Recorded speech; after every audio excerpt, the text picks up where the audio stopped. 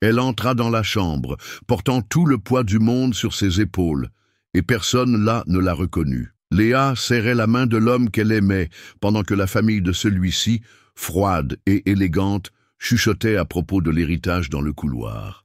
Charles ouvrit les yeux, un sourire déformé par la douleur, et murmura « Tu es venu ». Ce qu'ils ignoraient, Léa était bien plus qu'une simple visite, et dans ces derniers jours, elle allait montrer à tous qui elle était vraiment. Le bip régulier des moniteurs cardiaques emplissait la chambre silencieuse.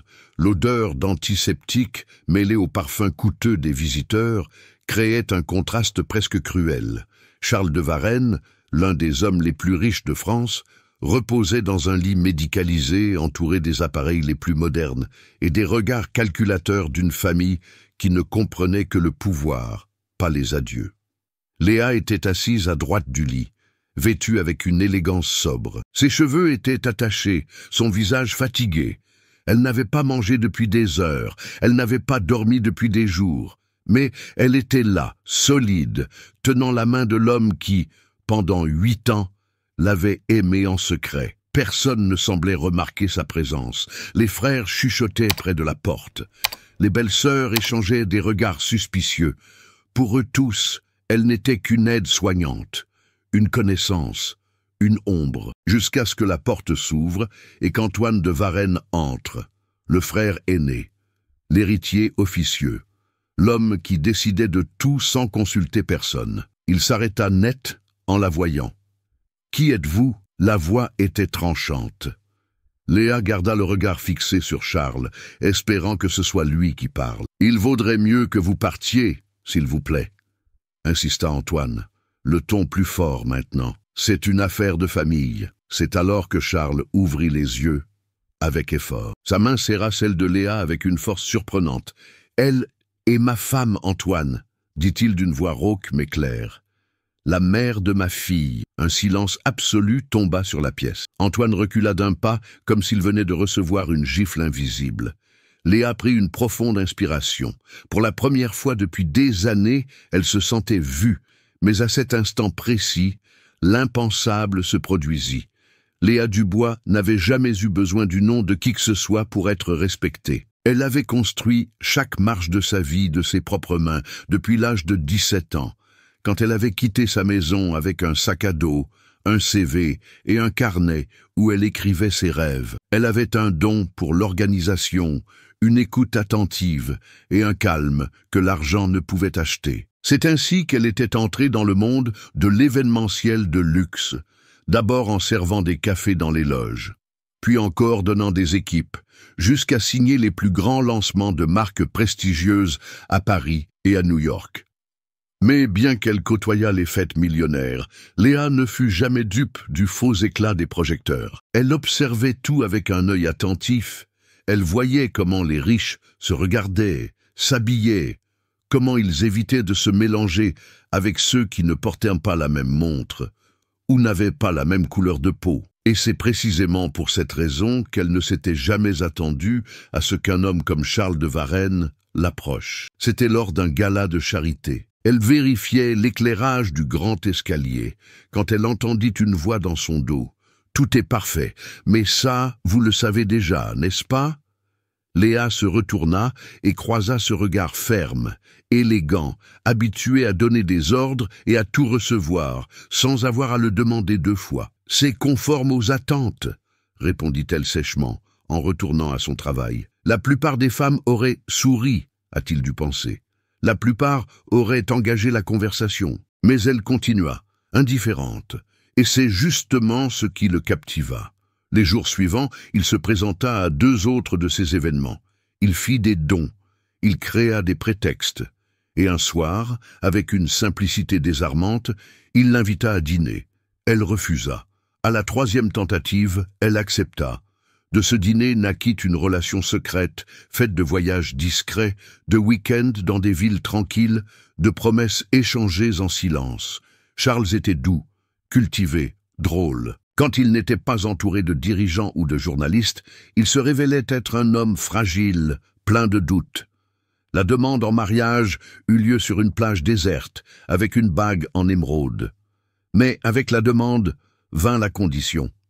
Si tu dis oui, nous devrons garder ça pour nous, pour l'instant. Léa réfléchit longuement. Elle ne voulait pas vivre comme un secret.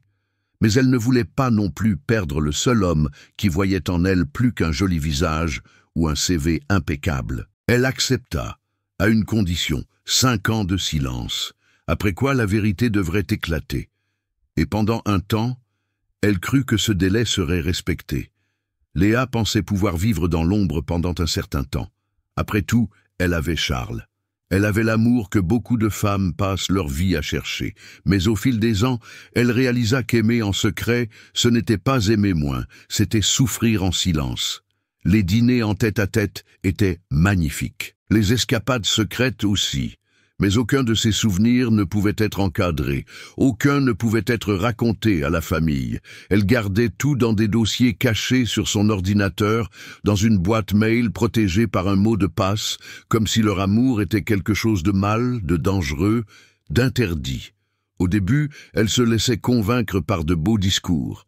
Juste le temps que mon père aille mieux. Après la fusion de l'entreprise, quand les actions se seront stabilisées, Charles avait toujours une raison, et Léa cédait toujours. Mais un jour, le test de grossesse positif apparut avant le prochain report. Elle se regarda dans le miroir et posa ses mains sur son ventre encore plat. Là, dans le silence de la salle de bain de l'appartement qui leur servait de refuge, elle sentit son monde basculer.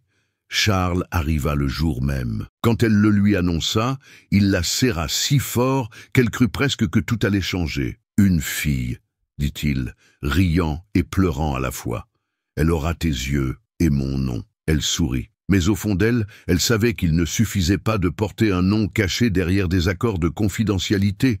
Leur fille, qui s'appellerait Chloé, méritait mieux. Elle méritait de voir ses parents assis ensemble dans le public de l'école. Elle méritait d'avoir un acte de naissance reconnu. Elle méritait de fréquenter la maison de ses grands-parents, même s'ils étaient froids, élitistes ou pire. Parce qu'aucun enfant ne devrait grandir comme un secret. Et par-dessus tout, Léa voulait quelque chose qu'elle n'avait jamais eu. Appartenir. Appartenir à un foyer, à une histoire, à un nom, à un... Elle avait grandi en entendant qu'elle était la fille d'une mère célibataire, sans père sur son état civil, élevée par une grand-mère aimante qui se levait à l'aube pour faire des croissants pour la boulangerie du quartier afin de payer ses frais de scolarité. Elle n'avait pas honte de ses origines, mais maintenant qu'elle allait devenir mère, elle avait peur de répéter le cycle.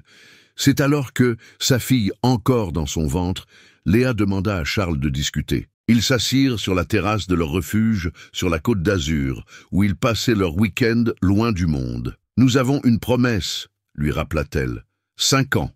Après ça, tu assumes notre famille, publiquement. » Il lui prit la main, regarda l'horizon. « Je sais, et je la tiendrai.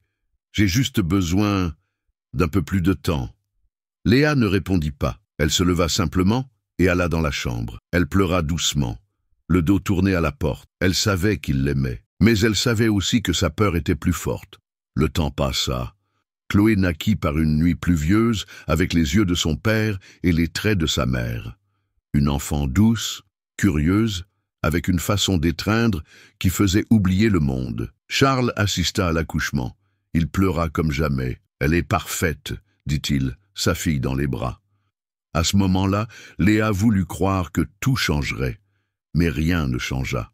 À 1 mois, Chloé avait déjà sa chambre dans l'appartement secret. À 1 an, elle connaissait toutes les cachettes de la maison de la côte, mais pas une seule de ses photos n'ornait l'hôtel particulier de la famille de Varennes.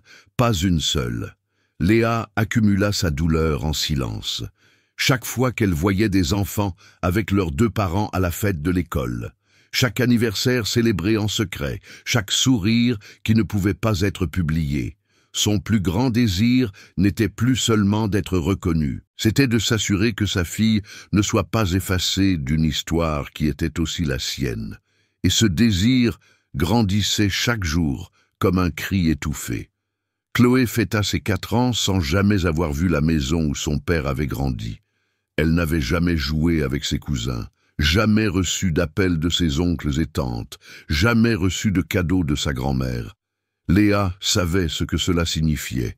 Le temps dont Charles avait juré avoir besoin était devenu poussière sur le calendrier. Et pourtant, le sujet continuait d'être évité comme une plaie ouverte. « Juste un trimestre de plus », disait-il. « Le conseil d'administration est instable. Mon frère Antoine met la pression. Le moindre bruit maintenant pourrait être fatal. » Léa écoutait en silence, mais intérieurement, elle ne croyait plus à rien. L'homme qu'elle aimait devenait l'ombre de lui-même. Il se partageait entre des réunions interminables et des appels téléphoniques cachés. Il semblait toujours tendu. Il regardait son téléphone comme s'il attendait une sentence. Et puis, le diagnostic tomba. C'était un matin ordinaire. Charles arriva plus tôt que d'habitude, les yeux gonflés. Il s'assit sur le canapé sans dire un mot. Léa s'agenouilla devant lui. « Parle-moi !» Il hésita. « Un cancer, murmura-t-il, du pancréas, avancé. » Léa sentit le sol se dérober sous ses pieds. Sa gorge s'assécha. Elle essaya de rester forte, mais le plancher semblait s'ouvrir. « Il y a un traitement ?» demanda-t-elle. « Eux vont essayer la chimiothérapie, peut-être la radiothérapie, mais c'est agressif, et ça s'est déjà propagé. » Le temps, qui avait toujours été une excuse, devenait maintenant une menace. Elle voulut crier, frapper le mur, mais elle prit une profonde inspiration. « Alors, c'est le moment de faire ce que tu as toujours reporté, Charles ?» Il la regarda, les yeux embués de larmes. « Je sais, les jours suivants, Léa se plongea dans les examens, les médecins, les thérapies alternatives. Elle créa un dossier avec toutes les options, organisa des plannings, acheta des vitamines. Mais la famille de Charles resta dans l'ignorance. Pas un mot ne leur fut dit. Aucune mention de sa femme, de sa fille, de la vie qu'il avait construite en dehors de l'hôtel particulier des de Varennes, et cela commença à ronger Léa de l'intérieur. Elle s'occupait de tout, de son alimentation, des rendez-vous, des horaires. Elle dormait sur le canapé de sa chambre quand la chimiothérapie le laissait trop faible pour parler. Elle répondait aux messages de son équipe avec des excuses. Elle inventait des voyages. Jusqu'à ce qu'un soir, après une séance difficile, il murmure « J'aimerais tellement que tu sois à mes côtés quand je partirai. Mais avec eux ici, je ne sais pas ce qui pourrait arriver. » Elle lui serra la main fermement. « Alors fais ce qu'il faut faire, tant que tu le peux encore. » Il hocha simplement la tête, avec une lassitude qui venait du plus profond de son âme. Quelques jours plus tard, Charles fut hospitalisé pour une infection. Son état s'aggrava. Léa appela l'hôpital quand il ne répondit pas à ses messages. L'infirmière hésita. « Vous êtes de la famille ?» Elle se figea. « Je suis sa femme. Je dois confirmer avec un membre de la famille de Varennes avant d'autoriser les visites. » Léa raccrocha, le cœur battant à tout rompre. Elle prépara un sac, mit Chloé dans la voiture et partit. En arrivant à l'hôpital, elle fut bloquée à l'accueil. « L'accès à la chambre est restreint à la famille directe, » dit l'agent de sécurité. « Je suis sa femme, » dit-elle fermement. « La mère de sa fille. » La femme à l'accueil hésita. Elle passa un appel. Quelques minutes plus tard, Béatrice, la belle-sœur de Charles, apparut. Avec ses talons hauts, son regard méprisant et sa froideur habituelle. « Je savais bien que vous finiriez par apparaître, » dit-elle avec un sourire cynique. « Je regrette seulement que ce soit maintenant, alors qu'il ne peut plus vous en empêcher. Laissez-moi passer. Léa, ma chère, vous pouvez prétendre ce que vous voulez, mais ici, personne ne vous connaît. Vous n'avez pas le nom. Vous n'avez pas votre place. » Derrière elle, l'agent de sécurité regardait Léa comme si elle était une intruse. Chloé, effrayée, se blottit derrière sa mère. Léa retint ses larmes avec une telle force que ses doigts tremblaient. Mais elle garda sa contenance. « Je veux juste le voir. Il veut que je sois là. Demandez-lui. » Béatrice haussa les épaules. « Il est sous sédatif. Il ne dit plus rien de cohérent. » Mais à cet instant, une infirmière apparut au fond du couloir. En voyant Léa, elle se précipita vers elle. « C'est vous. Il vous réclame depuis qu'il s'est réveillé. Venez avec moi. » Béatrice se figea. L'agent de sécurité hésita. Léa passa devant eux avec sa fille dans les bras, la tête haute. Mais le pire était encore à venir. Le couloir de l'hôpital semblait plus long que jamais. Léa marchait d'un pas décidé, mais son cœur battait la chamade comme un tambour affolé. Chloé s'agrippait à son cou, ses petits yeux effrayés, essayant de comprendre pourquoi sa mère était si tendue. L'infirmière ouvrit doucement la porte de la chambre. À l'intérieur, le silence n'était rompu que par les bips des machines. Charles était allongé, plus maigre que dans le souvenir de Léa. La barbe naissante, les yeux cernés, la peau pâle. Mais en la voyant, un doux sourire se dessina sur ses lèvres. « Tu es venu, » murmura-t-il. Elle se précipita vers lui, installa sa fille sur le fauteuil d'à côté et prit la main de l'homme qui avait été son foyer pendant près d'une décennie. « J'ai toujours été là, » répondit-elle, la voix brisée par l'émotion. Charles lui caressa le visage avec difficulté. « Ils doivent savoir. Je ne veux pas mourir en te laissant dans l'ombre, ni notre fille. » Léa hocha la tête, émue. « Alors, laisse-moi leur parler. » Mais le temps ne leur accorda aucun répit. Avant qu'ils ne puissent élaborer le moindre plan, la porte de la chambre s'ouvrit violemment.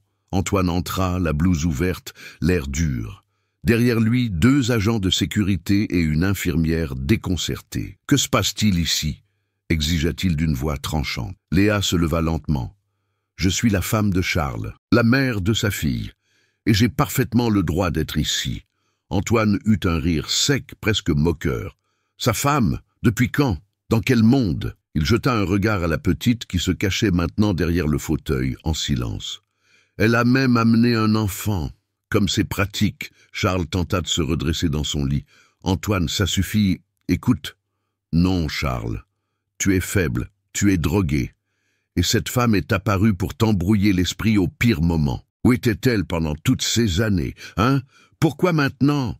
Léa sentit son sang bouillir, parce que maintenant, il n'a plus le temps de continuer à faire semblant. « Écoutez-moi bien, madame, » commença Antoine, en s'approchant d'un air menaçant.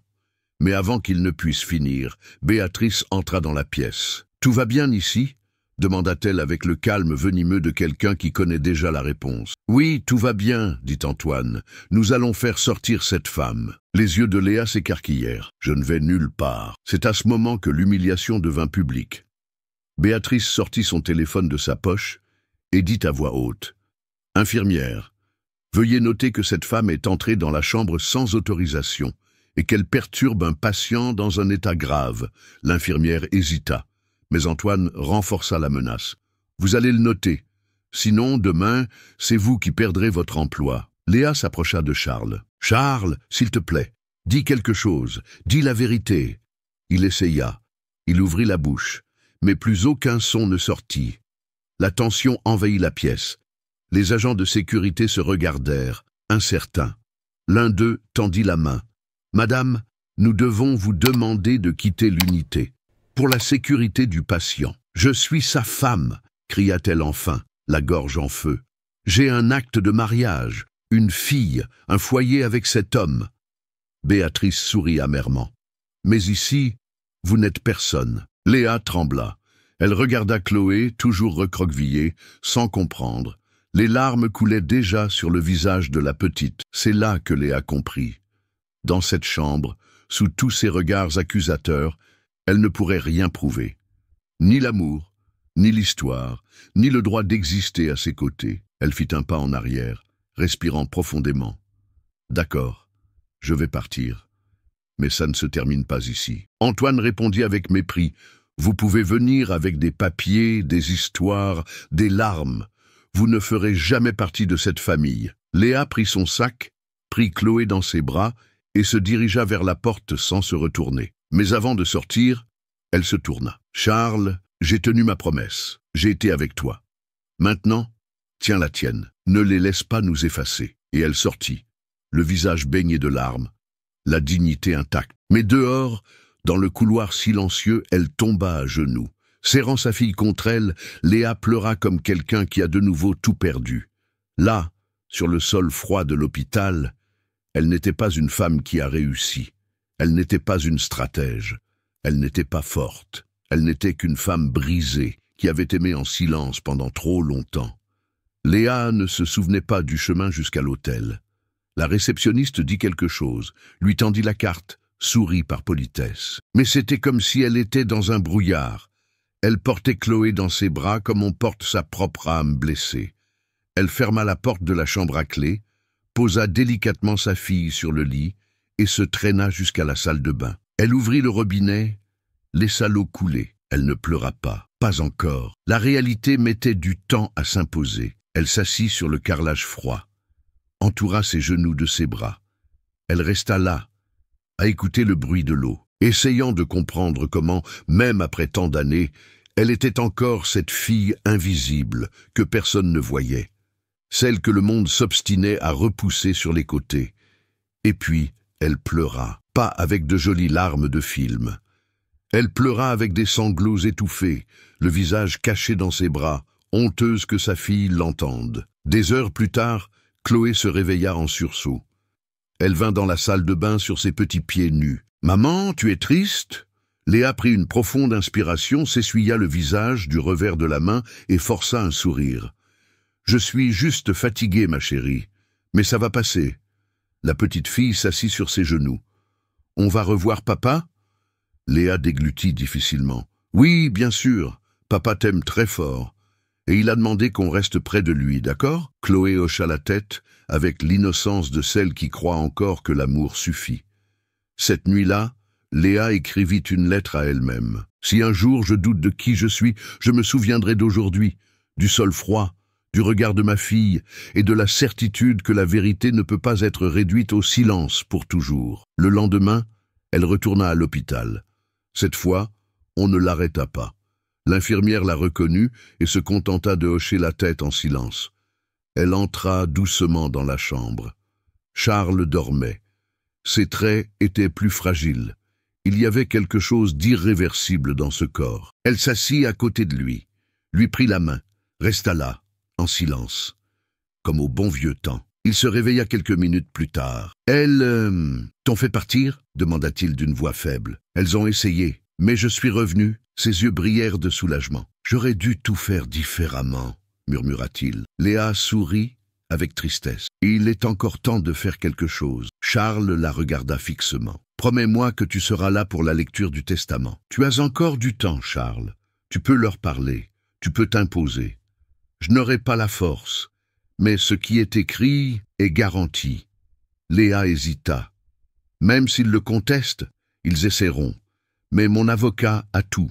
Notre acte, celui de Chloé, les comptes, les biens immobiliers, ils ne pourront pas vous effacer. Tu aurais dû leur dire de ton vivant. » Il lui serra la main. « J'ai été un lâche, mais je vous ai aimé de tout ce que j'avais. » Léa posa sa tête sur sa poitrine. « Je sais. J'espère juste que ça suffira. » La semaine suivante, Charles fut transféré à la maison familiale, ce même hôtel particulier où Léa n'avait jamais mis les pieds. La justification médicale était claire. Soins palliatifs. Les médecins ne parlaient plus en mois. Ils parlaient en semaines. C'est lui-même qui appela d'une voix tremblante. « Je veux que tu viennes. Je veux que tu amènes Chloé. J'ai besoin de vous voir ici. J'ai besoin de sentir que je ne vous ai pas caché jusqu'à la fin. » Léa hésita. Elle regarda sa fille jouer avec des poupées dans le salon de l'hôtel. « Tu es sûre ? J'ai la certitude qui m'a manqué pendant des années. Maintenant, je l'ai. » Le jour de la visite, elle enfila une robe discrète, attacha ses cheveux avec soin, mit du rouge à lèvres avec des mains tremblantes. Chloé portait une salopette bleue avec un ruban dans les cheveux et un dessin à la main à donner à son père. Quand elles arrivèrent à l'hôtel particulier, les grilles semblaient plus hautes que sur n'importe quelle photo. L'interphone crépita d'une voix impersonnelle. « Votre nom, Léa Dubois. Charles m'attend. » Il y eut un silence. Puis, le son métallique des grilles qui s'ouvraient. C'était comme franchir une frontière invisible. La demeure était froide, impeccable, pleine de marbre et d'absence. Un majordome les conduisit à la chambre. Charles était pâle, mais il sourit en les voyant. « Vous êtes venu ?» murmura-t-il ému. Chloé courut vers lui avec son dessin. « Je l'ai fait pour toi, papa. C'est toi, moi et maman. » Il pleura. Vraiment. C'est la plus belle chose qu'on m'ait jamais donnée. Léa resta à côté du lit, en silence, observant ce moment. Elle aurait voulu le mettre en bouteille, mais le temps, toujours lui, reviendrait réclamer sa dette. Plus tard, alors que Chloé dormait dans un fauteuil et que Léa se reposait à côté de Charles, une conversation étouffée à l'extérieur attira son attention. Elle ne peut pas rester ici. C'était la voix d'Antoine. Demain, on règle ça. Un avocat est déjà sur le coup, murmura Béatrice. On va faire vite, avant qu'elle ne s'accroche au nom et ne prenne racine. Léa colla son oreille à la porte, sentant cette vieille angoisse lui serrer la poitrine. C'était toujours comme ça. Quand elle pensait avoir trouvé sa place, le monde lui rappelait qu'il valait mieux qu'elle retourne là d'où on ne l'avait jamais laissé sortir. Elle ne savait juste pas que quelqu'un était sur le point de tout changer. Avez-vous déjà eu l'impression que, même en aimant profondément, vous étiez quand même traité comme si vous n'aviez pas votre place? Avez-vous déjà dû ravaler vos larmes juste pour protéger quelqu'un que vous aimez? Si vous avez vécu ça, commentez juste un mot ci-dessous. Oui, c'est juste pour que je sache que vous aussi, vous avez été invisible.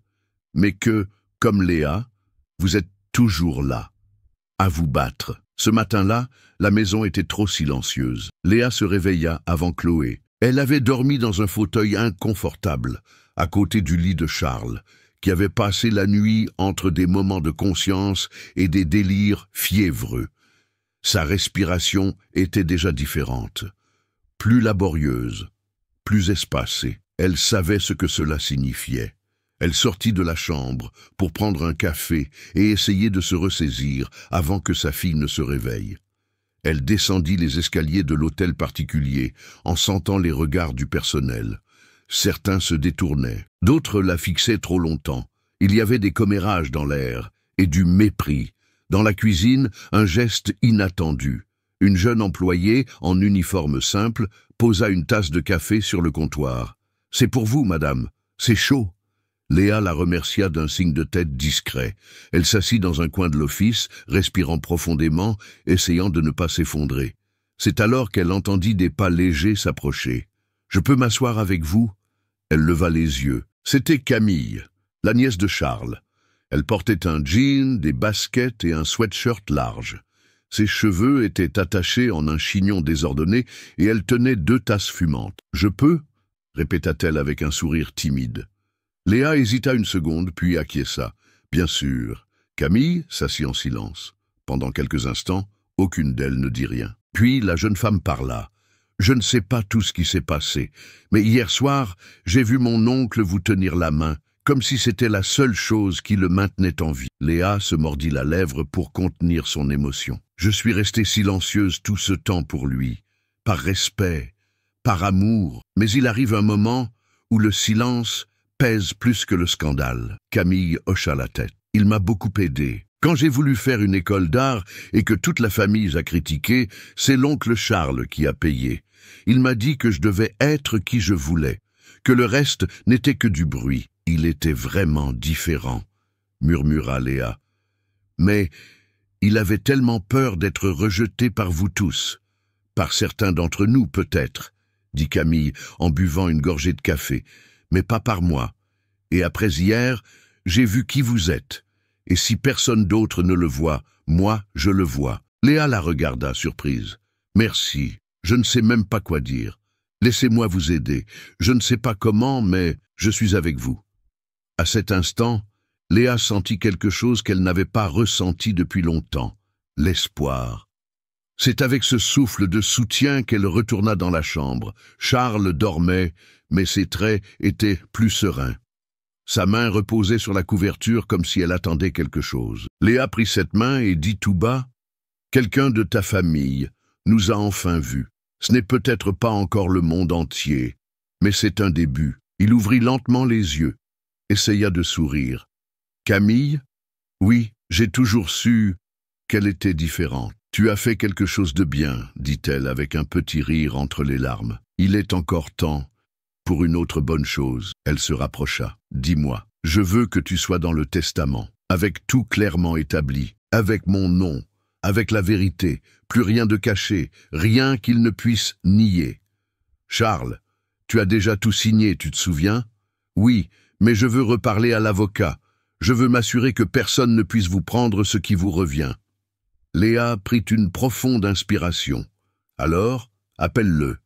Faisons-le ensemble. » En fin d'après-midi, l'avocat de la famille, maître Lefebvre, arriva à l'hôtel particulier. un homme d'âge mûr, discret, à la voix ferme et calme. Il connaissait déjà Léa, mais jusqu'à ce moment, il ne s'était jamais adressé à elle comme à un membre légitime de la famille. « Madame Dubois » commença-t-il en la voyant. Charles l'interrompit d'une voix faible. « Non, c'est de Varennes, ma femme. » Maître Lefebvre se corrigea sans hésiter. « Madame de Varennes, le testament est prêt, comme nous en avons convenu il y a des mois. Mais je peux le revoir avec vous deux et renforcer les annexes. » Charles acquiesça. Léa aussi. Pendant que l'avocat préparait les papiers dans le bureau voisin, Léa et Charles échangèrent des regards complices. « Tu es fatigué, dit-elle. Tu n'as plus rien à prouver. »« Si, au contraire, je t'ai laissé seul trop longtemps. C'est le minimum. » Elle lui prit la main. « Le minimum, Charles, ça a toujours été d'être vu. Et aujourd'hui, pour la première fois, j'ai senti que peut-être on commence à l'être. » Charles ferma les yeux. Un petit sourire toujours vivant sur ses lèvres. 2 jours plus tard, Léa retourna à l'hôtel particulier avec une autre attitude. Il n'y avait plus d'hésitation dans ses pas. Ses mains, autrefois tremblantes, tenaient maintenant une pochette noire, avec des copies de l'acte de mariage, de la déclaration de concubinage antérieure, de l'acte de naissance de Chloé et du testament révisé par Charles et Maître Lefebvre. Elle ne voulait pas la confrontation. Mais elle ne se laisserait plus réduire au silence. Elle fut accueillie à la porte par un employé qui la conduisit directement au grand salon, la même pièce où se prenaient les grandes décisions de la famille de Varennes. La table était imposante, entourée de fauteuils en cuir. Les tableaux au mur arboraient les portraits des fondateurs de l'Empire, des hommes blancs, sérieux, dans des cadres dorés. Béatrice était déjà là, Antoine aussi. Tous deux la regardèrent comme on regarde une menace. « Je pensais que vous aviez déjà fait vos adieux, » dit Béatrice en croisant les bras. « Je suis revenue parce que ce n'est pas encore terminé, » répondit Léa d'une voix ferme. « Que voulez-vous maintenant » demanda Antoine. « Une pension ? Un arrangement ?» Léa ouvrit sa pochette et sortit les documents, les posant sur la table. « Je ne veux rien qui ne me revienne pas de droit. Et de droit. Je suis l'épouse légale de Charles. Et Chloé est son héritière légitime. » Béatrice rit, mais son rire était faible. Charles était malade. Vous avez pu le forcer à signer n'importe quoi ces derniers jours. Avant que Léa ne puisse répondre, une voix se fit entendre depuis le couloir. « Ce n'est pas vrai. J'étais là. J'ai vu. » Camille entra d'un pas décidé. Elle portait une pochette similaire. Le testament a été rédigé il y a des mois, avant l'aggravation de sa maladie, et il a été authentifié par 3 témoins et un notaire. Elle posa une enveloppe sur la table. De plus, il a laissé une lettre. Pour toi, Antoine, et une autre pour toi, Béatrice. Les deux se regardèrent, surpris. « Où as-tu eu ça ?»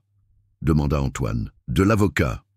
Il me l'a remise parce qu'il sait que vous essaieriez d'enterrer la vérité. » Béatrice prit l'enveloppe avec méfiance, mais ne l'ouvrit pas. Elle préféra lancer une autre provocation. « Même si tout cela est vrai, ceci est une entreprise, un nom, un héritage. Pensez-vous vraiment que quelqu'un va accepter une femme que personne ne connaît, une enfant hors des standards de la lignée, comme représentante de la famille de Varennes ?» Léa s'approcha de la fenêtre.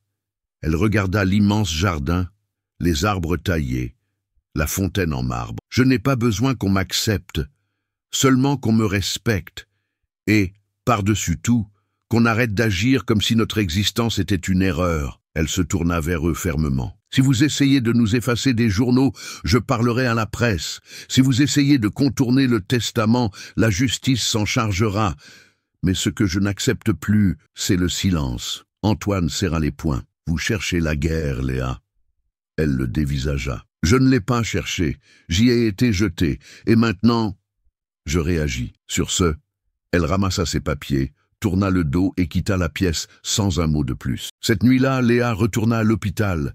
Charles avait été réadmis pour les soins finaux. Son état avait empiré. Elle arriva dans la chambre et le trouva inconscient, la respiration faible. Elle s'assit à côté du lit avec Chloé sur ses genoux. L'enfant posa sa tête sur la poitrine de son père sans comprendre la gravité de la scène. « Nous sommes là, mon amour, » dit Léa. « Sois en paix. » Les moniteurs bipaient en rythme.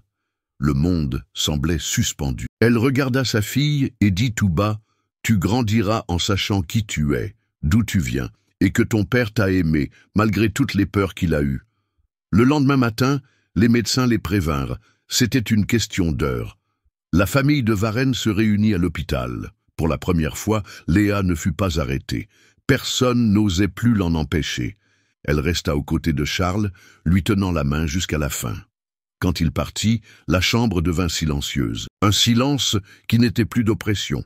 C'était un silence de respect. Antoine et Béatrice s'éloignèrent les premiers. Camille la serra dans ses bras en silence. Chloé dormait sur les genoux de Léa, sans savoir que le monde venait de changer. Et c'est ce jour-là, devant le corps encore chaud de Charles de Varenne, que Léa prit une décision. Elle irait aux funérailles. Elle irait devant tout le monde. Elle irait avec sa fille et avec son nom. Mais la décision qu'elle prendrait serait sans retour. Les funérailles de Charles de Varenne furent annoncées pour le samedi matin, au siège du groupe Varenne, dans un salon réservé uniquement aux événements de la haute société. La presse reçut le communiqué officiel. Charles de Varenne, homme d'affaires visionnaire et héritier du patrimoine familial, s'est éteint à l'âge de 58 ans, entouré de ses proches. Mais dans la note, Léa n'existait pas. Chloé n'existait pas. Comme si elles étaient les fantômes d'une vie parallèle. Une vie que l'élite des de Varenne tentait encore de cacher, même après la mort. Léa lut la note en finissant d'habiller sa fille. Une petite robe blanche simple, des chaussettes à dentelle et un ruban bleu. Dans la petite main de l'enfant, elle plaça le dessin que Chloé avait fait pour son père. Puis, elle s'arrêta devant le miroir, prit une profonde inspiration. Elle portait un tailleur discret, élégant, les cheveux lâchés, le visage sans maquillage, mais avec une expression qu'elle n'avait jamais eue auparavant. Ce n'était pas de la colère, c'était de la détermination. Elle prit les documents les plus importants, le testament, l'acte de mariage, la lettre manuscrite laissée par Charles, et les rangea dans un sac en cuir. Camille arriva peu après pour les chercher en voiture. « Tu es sûre de toi ?» demanda-t-elle en regardant dans le rétroviseur. « Maintenant, oui, plus que jamais. » Le salon était bondé. Hommes d'affaires, politiciens, amis influents, journalistes essayant de capter des images discrètement. Le sommet du groupe Varenne se dispersait en cercles sociaux, échangeant des mots de condoléances et des projections sur l'avenir. Antoine de Varenne recevait les invités à l'entrée dans un costume noir impeccable et avec un discours répété. Béatrice, à ses côtés, feignait l'émotion devant les caméras. Mais alors, le brouhaha commença. Les regards se tournèrent vers l'entrée. Léa gravissait les marches principales avec Chloé par la main. Elles avancèrent calmement, aucune hésitation, aucun détour. Camille suivait juste derrière. Les journalistes comprirent que quelque chose se passait. Les caméras se tournèrent, les flashs crépitèrent. Antoine fronça les sourcils. Béatrice lui serra le bras. Elle a osé. Léa s'approcha de l'urne, s'arrêta devant l'image de l'homme qu'elle avait aimé pendant près d'une décennie. Elle se pencha, posa le dessin de sa fille à côté des fleurs et murmura « On est là, comme tu l'as demandé ». Quelques personnes commencèrent à chuchoter. Un homme plus âgé, un ancien associé de l'entreprise, s'approcha. « Qui sont-elles » Camille répondit avant qu'Antoine ne puisse ouvrir la bouche. « Ce sont la femme et la fille de Charles. » Un silence s'installa. Antoine tenta de limiter les dégâts. Ce n'est ni le moment ni l'endroit pour ce genre de scène. Mais Léa se tourna vers lui et pour la première fois sa voix traversa le salon. La scène, Antoine, c'est de nier une vie entière. La scène, c'était de faire semblant que nous n'existions pas. Maintenant, c'est juste la vérité. Quelqu'un applaudit. 1, 2, puis de nouveau le silence. Un journaliste plus audacieux s'approcha. « Madame de Varenne, pouvez-vous nous dire un mot ?» Elle prit une profonde inspiration. « Bon, pendant des années, j'ai été la femme derrière le silence. La femme qui aimait sans pouvoir le montrer, qui a élevé une fille cachée pour protéger le nom d'une famille qui ne nous a jamais voulu. Mais aujourd'hui, je suis ici avec le nom que je porte sur le papier et dans l'âme. » Chloé serra la main de sa mère. « Je suis la fille de Charles de Varenne. Et voici sa petite fille. par le sang, par l'affection, par la vérité, que cela vous plaise ou non. Le brouhaha se transforma en murmure. Caméras allumées, voix prenant des notes. Antoine s'approcha en chuchotant « Tu es en train de tout détruire ». Léa le regarda dans les yeux. « Non, je recommence à zéro. Ce qui est détruit, c'est le mensonge. » Elle se dirigea vers l'estrade installée pour le discours d'adieu. Quelqu'un tenta de l'en empêcher. Camille intervint. Et puis, sans attendre d'autorisation, Léa prit le micro. Les lumières des caméras éclairèrent son visage. « Je n'ai pas préparé de discours, » commença-t-elle. « Mais j'ai vécu une histoire. » Elle regarda le cercueil fermé devant elle. Charles était beaucoup de choses. Homme d'affaires, frère, fils. Mais pour moi, il a été un foyer. Et pour cette petite fille qui est à mes côtés, il a été un père. Même si le monde ne le voyait pas, il existait en nous. Silence. Il a eu peur. Moi aussi. Mais avant de partir, il nous a demandé d'être vus. Il a demandé que notre histoire ne meure pas avec lui. Et aujourd'hui, c'est ce que je fais. Elle regarda l'assistance. Pas par vengeance, mais par justice. Pas pour gêner qui que ce soit, mais pour que ma fille grandisse sans avoir à s'excuser d'exister. Chloé l'enlaça par la taille. « Merci de m'avoir écouté, et si quelqu'un ici a le courage de nous regarder et de dire que ceci n'est pas une famille, qu'il le dise maintenant, mais qu'il le dise en regardant cet enfant dans les yeux. » Le salon resta silencieux. Aucune objection. Camille s'approcha avec une enveloppe. « Voici le testament. Signé, reconnu, enregistré. Léa et Chloé y sont légalement incluses, et quiconque essaiera de le nier devra en répondre devant la justice. » Antoine baissa les yeux. Béatrice quitta le salon. Léa descendit de l'estrade. Elle alla vers le cercueil, le toucha une dernière fois. « Maintenant, tu peux reposer en paix, Charles, parce que je suis debout. » Et sur ce, elle quitta le salon, sa fille par la main, traversant les couloirs bondés comme quelqu'un qui enfin marche dans sa propre histoire. Le lendemain des funérailles, le nom de Varenne était à la une de tous les journaux. La femme et la fille de Charles de Varenne apparaissent par surprise aux funérailles et démentent la version officielle. Secret d'une décennie. Les héritières cachées de l'empire de Varenne se révèlent au public. Le testament révèle une nouvelle structure de pouvoir au sein du groupe Varenne. Léa se réveilla avec son téléphone qui vibrait sans cesse. Appels inconnus, messages de journalistes, notifications des réseaux sociaux. Elle, qui pendant des années avait vécu dans l'anonymat pour protéger une famille qui ne l'acceptait pas, était maintenant au centre de l'attention nationale. Mais contrairement à ce qu'elle avait imaginé, l'avalanche n'apporta pas de douleur. Elle apporta un soulagement. La vérité, enfin, avait un nom. Elle avait un visage. Elle avait une voix. Camille à plateau. La vidéo de ton discours est devenue virale. Des millions de vues. Il y a des gens qui disent n'avoir jamais été aussi ému à des funérailles. Léa sourit, surprise. J'ai juste parlé avec mon cœur. Et c'est pour ça que ça a marché. Le conseil d'administration met la pression sur Antoine. Les actionnaires veulent une réunion avec toi. Avec moi. Tu es citée dans le testament comme tutrice du fonds créé pour ta fille et comme conseillère consultative. Ça te donne un accès et une voix. Léa resta silencieuse quelques secondes. Tu crois qu'ils m'écouteront? Ils n'ont pas le choix.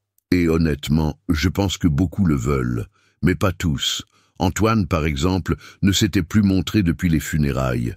Des sources proches disaient qu'il prenait ses distances pour s'occuper de sa santé émotionnelle. En d'autres termes, il paniquait face à l'effondrement de l'image parfaite qu'il avait construite autour de sa famille. Béatrice fut surprise dans un appel fuité, affirmant que cette petite femme se lassera bientôt, et qu'un enfant hors mariage ne soutient aucun héritage. La déclaration fit l'effet d'une bombe. Des groupes de défense des droits des femmes, de l'enfance et de l'égalité raciale réagirent avec véhémence. Léa, de son côté, garda le silence. Non par peur, mais parce qu'elle comprenait le pouvoir du temps. Et le temps était maintenant de son côté. Pendant ce temps, Chloé reprenait sa routine avec la légèreté de celle qui ne comprenait pas encore l'impact de tout cela. Elle était heureuse d'être allée au château de son père, d'avoir été appelée la fille de Charles en public, d'avoir dormi avec sa mère sans que personne ne frappe à la porte pour les chasser. Un après-midi tranquille, alors qu'elle dessinait dans le salon de l'appartement, elle demanda « Maman, pourquoi maintenant tout le monde sait qui on est ?» Léa s'agenouilla devant elle, prit ses petites mains. « Parce que, ma chérie, c'était le moment. » « Le moment de quoi ? Que plus personne ne fasse semblant que tu n'existes pas. » La semaine suivante, Léa se rendit au siège du groupe Varenne. Elle fut reçue avec formalité, mais sans hostilité. Camille était présente. 2 membres indépendants du conseil vinrent lui serrer la main. « J'ai lu le testament, dit l'un d'eux, et sincèrement ce fut un soulagement. Charles était un homme brillant, mais il cachait trop de choses. Avoir tout au clair maintenant nous aide. Nous voulons comprendre comment vous envisagez l'avenir de Chloé, dit l'autre. Et si vous acceptez d'assumer le rôle de tutrice du fonds pour l'éducation et les projets sociaux que Charles a laissés en son nom. » Léa écouta tout avec attention, puis répondit avec calme « Je ne veux pas plus que ce qui nous revient, ni moins. Je veux juste que ma fille grandisse avec dignité et avec fierté du nom qu'elle porte. » L'un des conseillers sourit. « La façon dont vous avez parlé aux funérailles nous a rendus fiers, nous aussi. » À l'extérieur, les réseaux sociaux étaient encore en ébullition.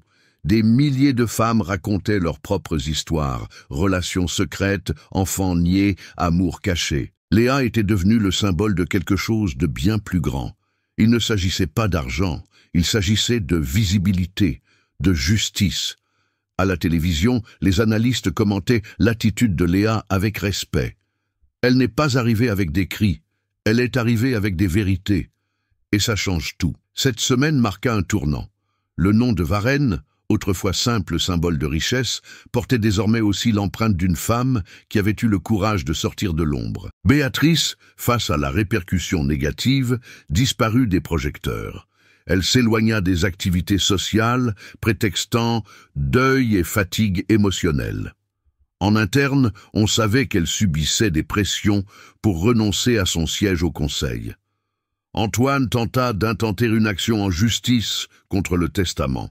Mais la procédure fut rapidement classée sans suite par manque de preuves et en raison de la clarté des registres. La tentative fut perçue par le marché comme de mauvais goût et désespérée. Sa réputation s'effondra. Léa, en revanche, fut invitée à participer à des événements sur le leadership féminin, des émissions de télévision, des tables rondes sur la diversité en entreprise. Elle refusa la plupart. Elle préférait l'anonymat. Mais elle accepta une interview. « Pourquoi avez-vous décidé de parler maintenant ?» demanda la journaliste. « Oh, parce que ma fille doit grandir en sachant que son amour n'a pas besoin de se cacher. Et que diriez-vous aux autres femmes qui vivent encore cachées? Que la vérité est comme une graine.